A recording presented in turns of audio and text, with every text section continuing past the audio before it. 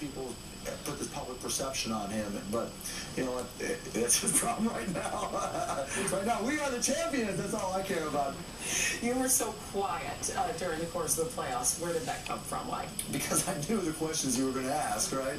And I just didn't want to answer them. I mean, I knew going into the LA system, series that it was all going to be about me and Phil Jackson and comments that we made towards each other, Ron Artest, and I just didn't want to answer those questions because there was no upside. And then that happened. Then going to Oklahoma City, they have a great team, but it was going to be, I didn't vote for Oklahoma City, and so you knew the questions here. And then coming to the Heat, it was going to be all about 2006, and the times I was fine and this and that. So I knew the questions in advance. I just didn't want to deal with them, and it just, as it just kept on building, karma said, just don't open your stupid mouth and just let it roll.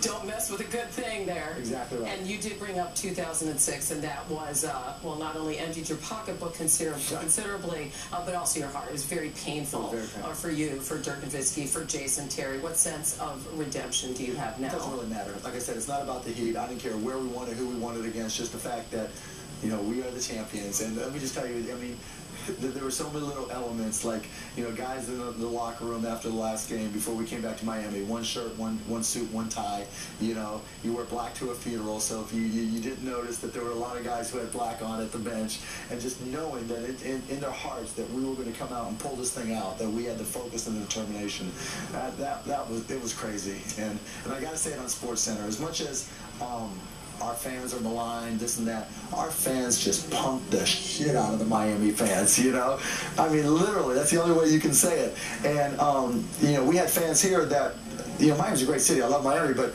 at the same time, we had our fans going, "Let's go Mavs," louder. I mean, it was crazy. With the first bucket that the Mavs scored, we turned around. I was like, oh my, we knew they were fans, but they were loud, and they were challenging the Heat fans, and so I give a lot of credit for Mavs fans, because it made a big difference. It gave us that little, feeling of a home game.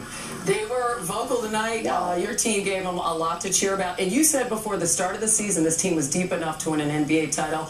Mark Cuban, you were right, and congratulations. They didn't bump it. Beating of the chest. Back to you. Thanks, man.